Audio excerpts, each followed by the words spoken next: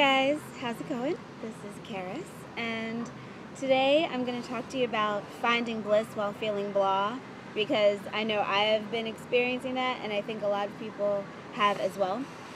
And it's really funny that this crazy sound is happening as I'm starting to video. They're cutting grass in the park where I am, and it's very, very loud. And at first, I noticed myself reacting to it as I was sitting here and meditating and trying to get my ideas for the video. Let's see. It's getting a little louder, so I think I'll pick up the camera just so I can make sure that you guys can hear me. But I felt myself kind of thinking, oh, gosh, of course, the whole time I climb the tree and meditate and balance and then get ideas for the video, of course, then it's totally perfectly silent, and then as soon as I'm going to start to record, the noise starts. An interesting thing to note is the grass where I am, so all of this down below here, was already mown. It was already done.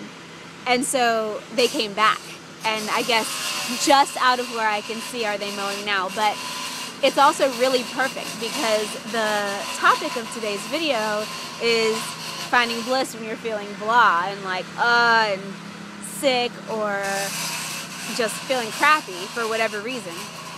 And so it makes sense that I would need to be recording this video while there's this really annoying sound going on in the background. I mean, annoying or irritating is like the perfect thing to say because it doesn't make me especially angry or anything, it's just kind of grating, you know, which is exactly what I'm talking about in the video. And what I like to start off by saying is that we all experience it, you know. Sometimes I wake up in the morning and bounce out of bed, and sometimes I wake up in the morning and grumble for the first however long that I'm awake. I hope you guys can hear that and see what I'm talking about here. And it's also messing with my train of thought, which is perfect, right? So one of the things that I do is have a book that I read when I first wake up every morning, and usually I read it like as I'm brushing my teeth because I know it's not necessarily that realistic to expect yourself to be able to sit down for 15, 20, 30 minutes and read a book. Some of you can, but some of you can't. So the current book that I'm rereading for I think the third time in the past few weeks, because it's really short, is Deepak Chopra's The 7 Spiritual Laws of Success. And it's funny because it's so well written. I'll put the link in the info section too. It's so well written and so simple, but every time I read it, it's like I forget half of it by the time I read it again. And so far I've been reading it over and over continuously as my morning reading book until I think it's all in there enough that I don't need to read it anymore, which who knows how long that will take. I guess I'll be able to look at my external reality and see whether or not it's totally working, how quick my manifestations are, and how balanced I feel all the time. Anyway, so bliss while feeling blah. There are times when you feel like crap and where you can't bypass it, and you shouldn't bypass it. You don't want to because that's missing the point. So the first tip that I have and that I was told to say by my guides, because it's funny, I was getting ideas while I was driving over here to the park, and I still meditated and asked what I should say, and they pretty much just confirmed everything that I was going to say while giving me a little bit more detail about some of it. And so the first one is taking good care of your body. And this is harder to do when you're feeling crappy from a place of inspiration, but what you can do it from is a place of routine. So when you're feeling like poo and you still want to be feeling better and be healthy, which helps a lot too. If you're feeling bad physically, it's a lot harder to feel good emotionally and spiritually. So if you can just start making yourself a routine. And I'm big on the raw food and the juicing.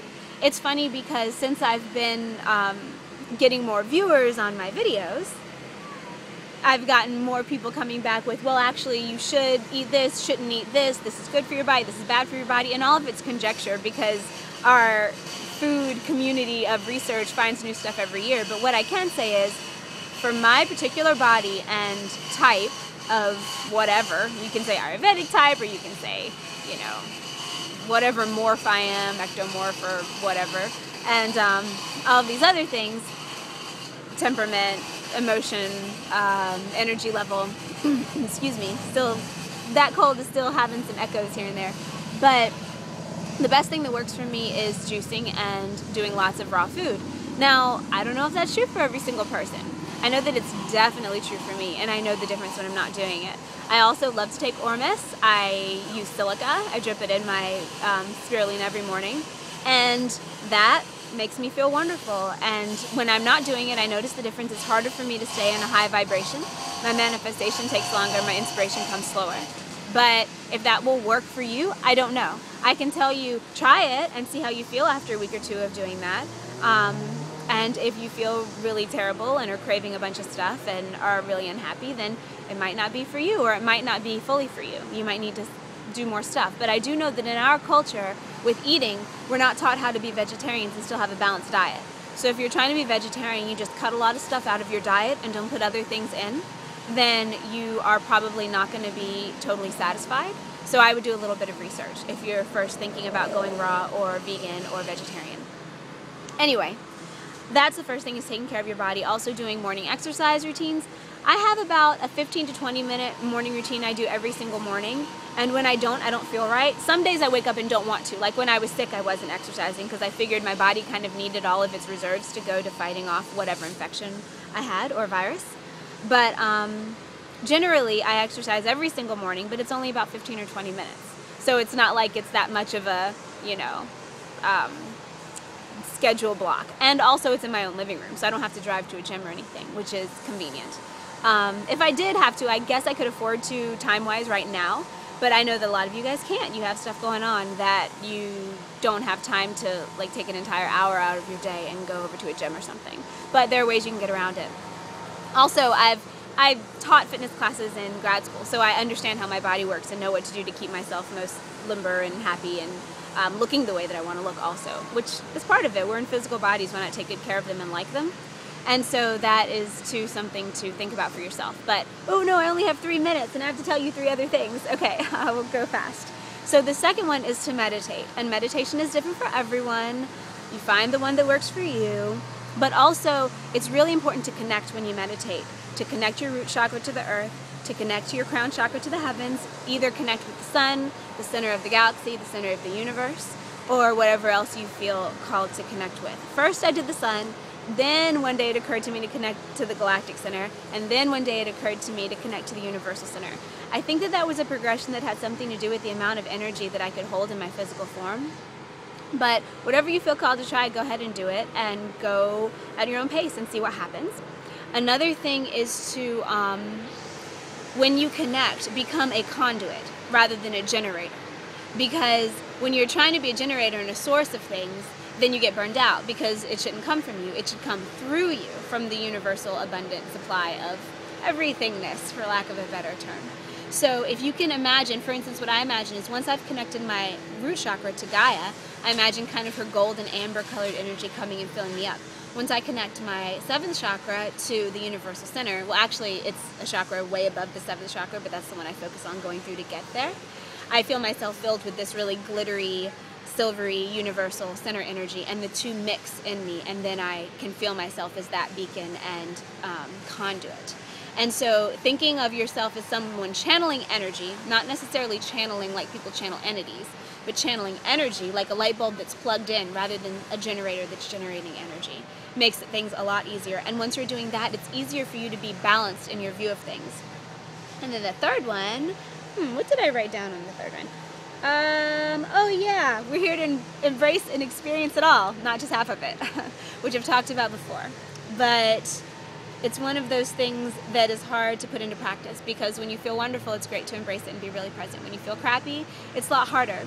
But if you can keep yourself light with it, and once you're plugged in, your chakras, and once you are balanced that way, it gets a lot easier to not take things as seriously. And I only have about 40 seconds, so I'll tell you a quick thing that I used to do. I've lived in LA a lot over the past several years, and the road rage here is crazy and very contagious. And so a couple years ago, when I found myself literally snarling, I'm not kidding, like baring teeth and snarling at the person next to me, kind of jolted me back into awareness, and I said, what the heck, if I'm snarling, there's something that must be done here. So what I made myself do was make a nonsensical noise every time I would like cuss somebody. So someone would cut me off and I go, and, you know, a bunch of beeps out there. And then I would catch myself and make myself go, you know, "Rawr," or something like that right afterward. And that takes you totally out of it and makes you realize you're being ridiculous. Okay, gotta go. I hope this will post. I'm over 10 minutes now. I don't know. But have a great day. Go in peace. I'll talk to you again soon.